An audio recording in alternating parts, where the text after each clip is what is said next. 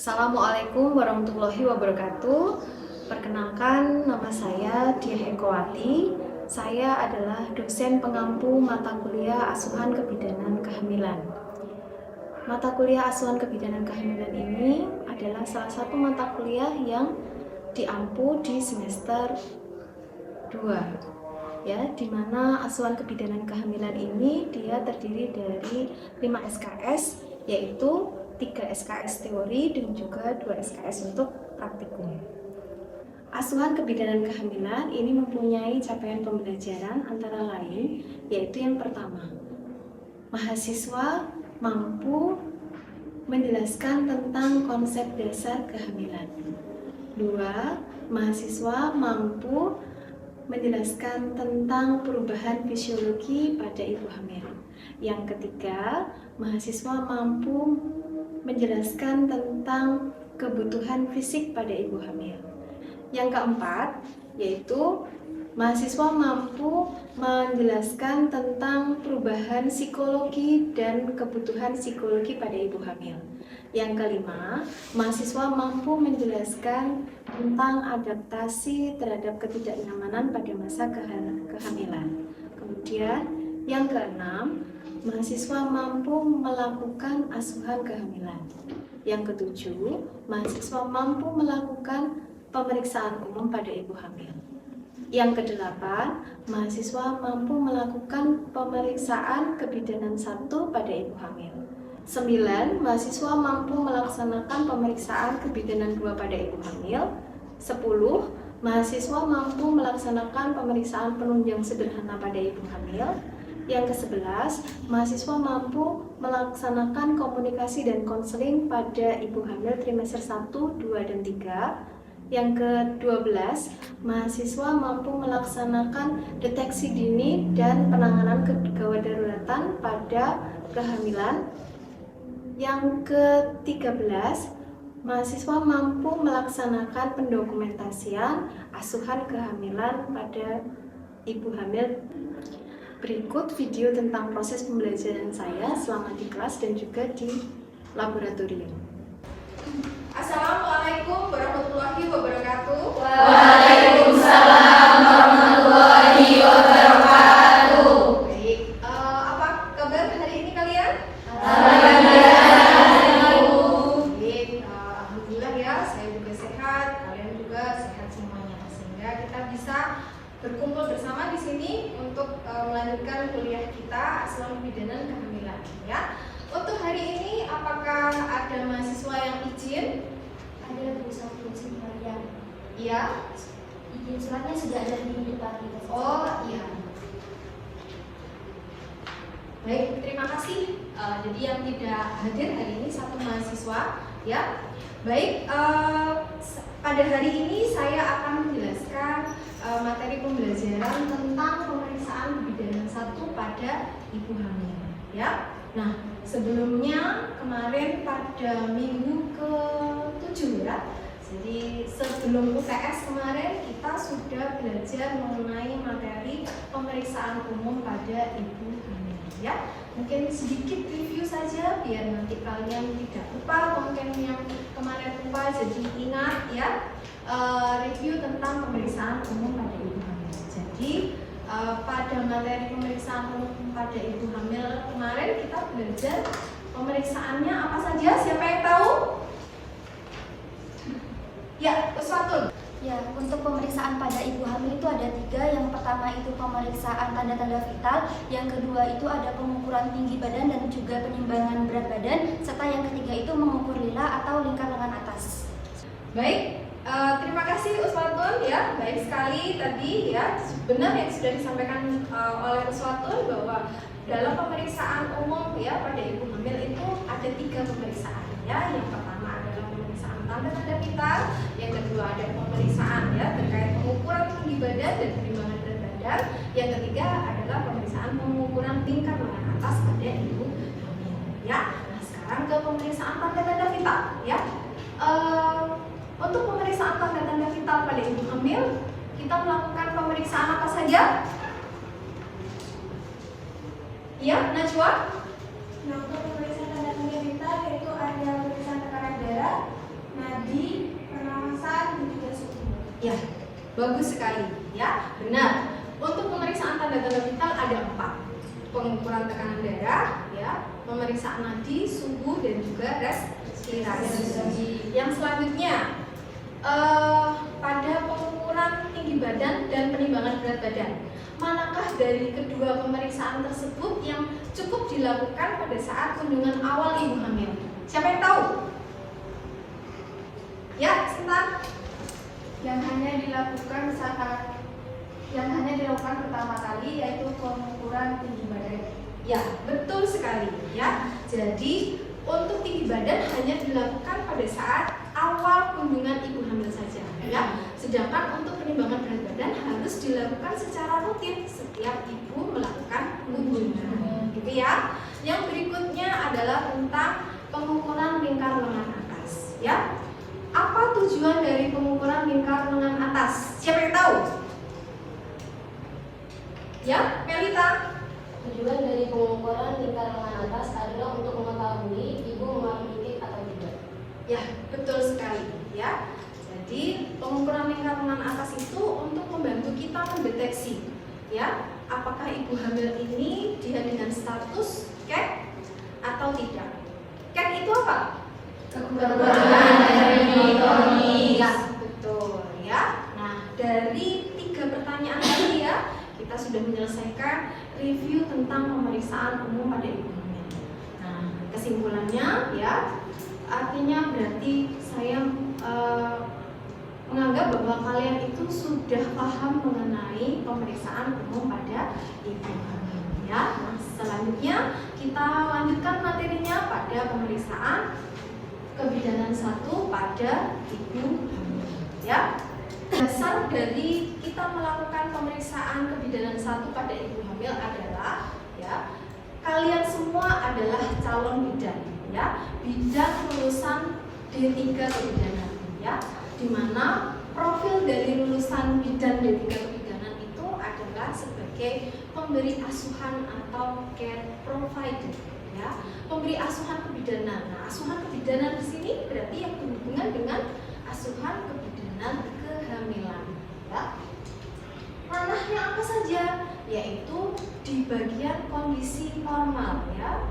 Kemudian selain itu juga kalian harus mampu, meskipun melakukan asuhan pada ibu hamil normal, kalian juga harus mampu untuk melakukan pendeteksian pada kasus kegawat daruratan baik pada maternal maupun pada fetal. Dan sekaligus juga harus mampu melakukan penata laksanaan kasus kegawat daruratan tersebut. Gitu ya. Nah, tujuan umum dari pembelajaran kita hari ini adalah ya, supaya kalian ya, mahasiswa mampu atau dapat melaksanakan praktik tentang pemeriksaan kebidanan 1 pada ibu hamil ya. Tujuan khususnya adalah ya, di sini ada 3. Mahasiswa diharapkan mampu dalam melakukan pemeriksaan palpasi Leopold. Yang kedua, mahasiswa mampu dalam melakukan pemeriksaan tinggi fundus uteri. Dan yang ketiga, mahasiswa mampu dalam melakukan pemeriksaan auskultasi DJJ. Ya, ini tentang tujuan pembelajaran kita pada hari ini. Selanjutnya, ya, yang pertama tentang palpasi Leopold. Ya, nah sekarang siapa yang masih ingat ya apa itu palpasi? Ayo, siapa yang masih ingat? Angkat tangan. Ya, Gina. Palpasi adalah pemeriksaan dengan teknik perabaan. Ya, betul sekali ya. Jadi kemarin ada 4 teknik dalam pemeriksaan, ya kan? Ada inspeksi, ada palpasi, ada auskultasi, dan juga perkusi. Jadi palpasi itu adalah pemeriksaan dengan teknik rabaan atau dengan cara meraba, ya. Nah, pada pemeriksaan yang kita lakukan pada ibu hamil itu kita melakukan palpasinya dengan metode Leopold, ya. Apa itu palpasi Leopold? Ya, adalah merupakan teknik pemeriksaan ya pada bagian perut ibu hamil untuk menentukan posisi dan juga letak dari janin ya, dengan melakukan palpasi abdomen pada ibu janin ya. Jadi ini pemeriksaannya fokus pada bagian abdomen tetapi dengan menggunakan teknik palpasi atau meraba ya. Nah, ada 4 langkah dalam pemeriksaan Leopard ya. Yang pertama adalah pemeriksaan Leopard 1 ya. Adapun tujuan dari pemeriksaan Leopard 1 adalah untuk mengetahui tinggi fundus uteri dan bagian dari janin yang berada pada fundus ya. Yang berikutnya adalah Leopard 2. Tujuan dari pemeriksaan Leopard 2 adalah untuk mengetahui bagian ya dari janin yang berada pada sisi lateral maternal ya. Kemudian yang ketiga tujuannya adalah untuk mengetahui presentasi dari janin ya, dan juga untuk mengetahui kira-kira presentasi dari janin itu sudah masuk atau belum ke panggul ya. Dilanjutkan dengan pemeriksaan Leopard 4. Tujuan dari pemeriksaan Leopard 4 ini adalah untuk meyakinkan hasil pemeriksaan dari Leopard 3, dan jika sudah masuk ke panggul ya, kita bisa memperkirakan seberapa masuknya ya bagian presentasi tadi itu masuk ke panggul ya. Mungkin dari sini ada yang ingin bertanya? Iya, boleh. Siapa? Hindun, ya. Apakah pemeriksaan Leopard itu harus dilakukan secara urut, Bu? Ya, bagus sekali pertanyaannya. Jadi ini tadi saya menjelaskan bahwa 4 langkah, ya. Jadi ada tahapan langkahnya, sehingga jawabannya pasti harus dilakukan secara urut, ya. Jadi contohnya seperti ini. Jika ibu hamil, dia masih terlambat menstruasi misalkan 1 minggu. Nah, tidak mungkin kita langsung melakukan pemeriksaan Leopard 2 atau langsung ke Leopard 4.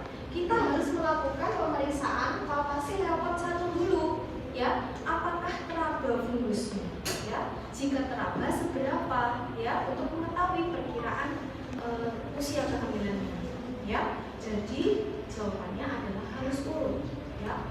Jika misalkan sudah masuk di trimester 2, maka ya setelah melakukan pemeriksaan Leopard 1, ya, kita lanjutkan pada pemeriksaan Leopard 2, ya.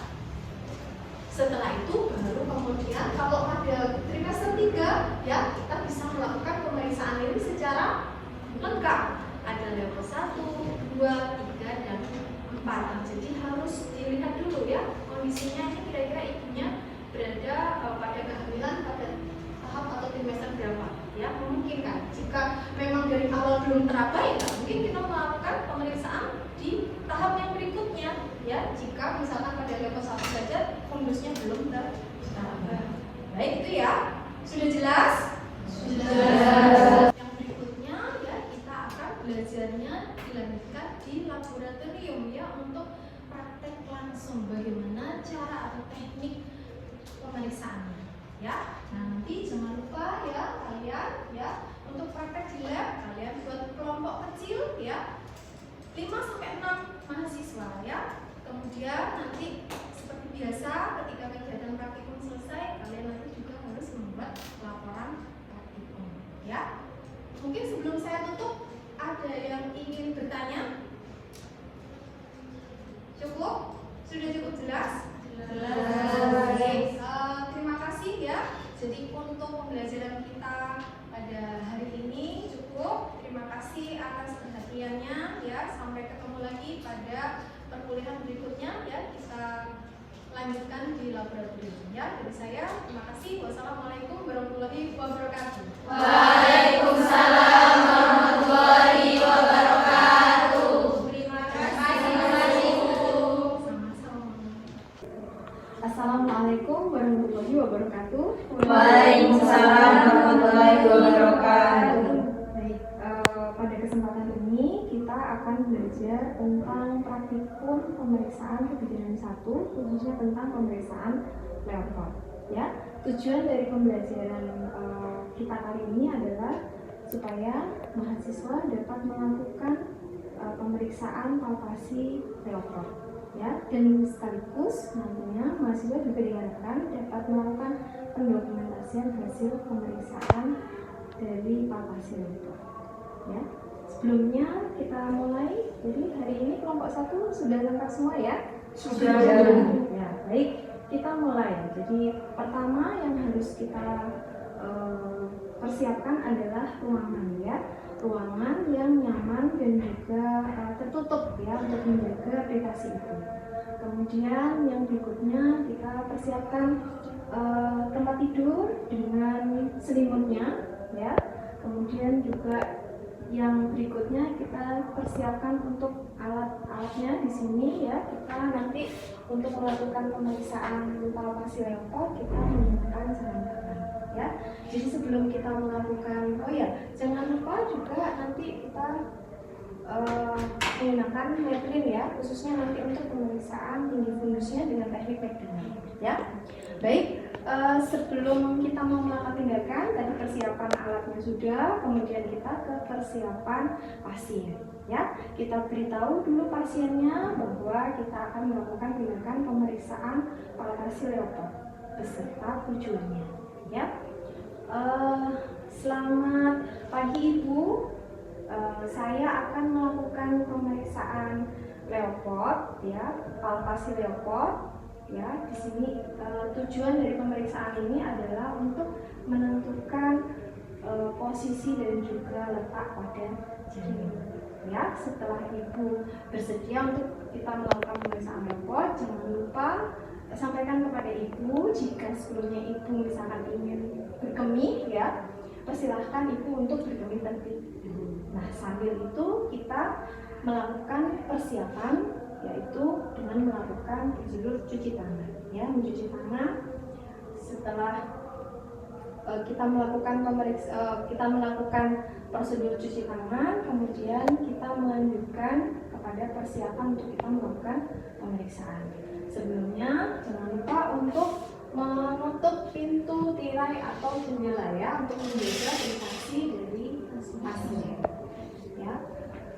Baik, setelah itu ya kita minta ibunya untuk berbaring di tempat tidur ya. Kemudian posisikan bagian kepala ini lebih tinggi, jadi bantalnya ini ditinggikan ya, posisi tidurnya ibu di bagian kepala ditinggikan sampai di bagian bahu atas ibu ya. Setelah itu kemudian jangan lupa untuk menutup ibu dengan selimut, khususnya yang kita tutup adalah bagian bawah perut ibu sampai dengan bagian kaki. Nah, setelah itu kita bantu ya ibu untuk membebaskan baju atau pakaiannya ya, atau kalau misalnya ibunya mau sendiri ya kita minta ibunya untuk membukanya sendiri ya. Nah, sambil itu tadi kita menggunakan sarung tangan. Nah, sarung tangan yang kita gunakan ini adalah sarung tangan yang bersih ya.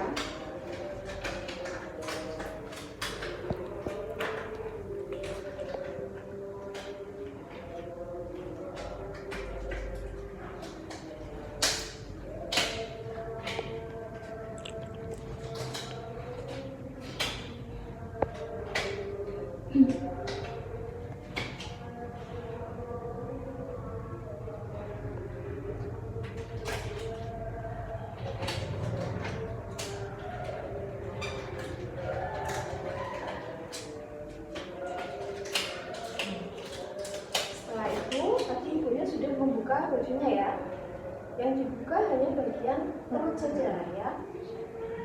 Setelah itu jangan lupa kita memposisikan ibu ya dengan bagian lututnya ini ditekuk dengan sudut 30-45 derajat ya. Permisi ibu, minta tolong untuk lututnya ditekuk sedikit ya, kita bantu memposisikan. Kemudian untuk langkah yang pertama kita melakukan pemeriksaan leopard 1 ya.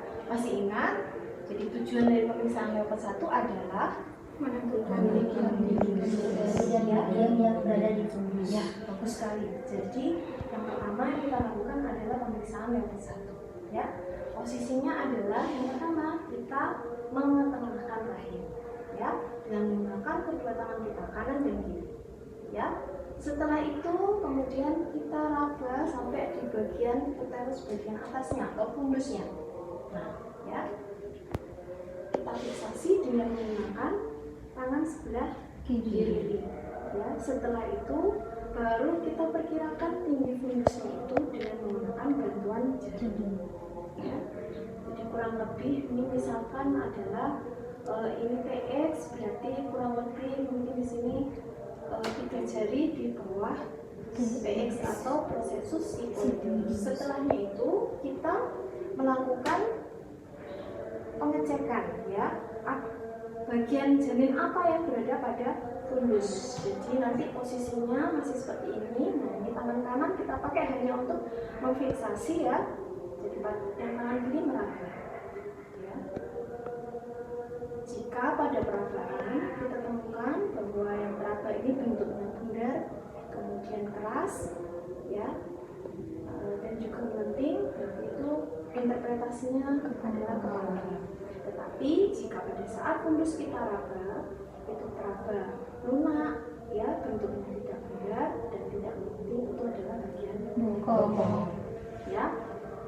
Kemudian setelah itu kita lanjutkan pada pemeriksaan Leopold 2. Tujuan dari pemeriksaan Leopold 2 adalah untuk mengetahui sisi lateral bagian janin yang berada pada sisi lateral maternal ya. Nah kita geser ya tangannya tadi. Jadi nanti itu yang satu tangan berada di sebelah kiri perut ibu, satu tangan berada di sebelah kanan perut ibu. Jadi sini adalah bagian kiri perut ibu, di sebelah sini adalah bagian yang berada pada sisi kanan ibu. Nah, ya misalkan ini kita pakai ini tangan kanan kita untuk menahan bagian perut kiri sebelah ibu. Tangan kanan ini melakukan perabaan. Ya, jika setelah kita raba, ya kemudian teraba, ya ada bagian yang mendatar keras, kemungkinan itu atau interpretasinya adalah punggung ya. Nah nanti kita lakukan pemeriksaan pada bagian sebaliknya ya, kita tahan ya, fiksasi bagian perut ibu sebelah kanan, kemudian yang tangan kanan kita yang berada pada bagian perut ibu sebelah kiri ini melakukan perabaan. Jika teraba bagian seperti berbenjol-benjol, kemungkinan atau interpretasinya itu adalah ekstremis ya. Lalu kemudian kita lanjutkan pada pemeriksaan Leopold 3. Pemeriksaan Leopold 3 tujuannya untuk mengetahui presentasi dari janin dan apakah presentasi tersebut itu sudah masuk ke panggul atau belum ya. Caranya tangan kanan kita tadi itu kita geser di atas sisi ya, tangan yang kiri kita menahan fundus. Nah kemudian setelah itu sedikit kita goyangkan untuk merasakan ya kira-kira ini bentuknya apa ya, bentuk juga kekerasannya. Bentuknya bundar, kemudian keras, melenting, berarti interpretasinya adalah kepala. Jika misalkan kita raba, kok terabanya ini lunak, kemudian bentuknya tidak bundar, tidak juga melenting, ini adalah bagian bokong. Kemudian kita lanjutkan ke pemeriksaan Leopold 4 ya. Tujuan dari pemeriksaan Leopold 4 adalah untuk mengetahui ya, meyakinkan hasil dari pemeriksaan Leopold 3 sekaligus juga kalau misal masuknya seberapa gitu ya, untuk mengetahui itu. Nah bedanya dengan Leopold 1, 2, 3, posisi tadi ibu kan lututnya ditekuk ya 30-45 derajat.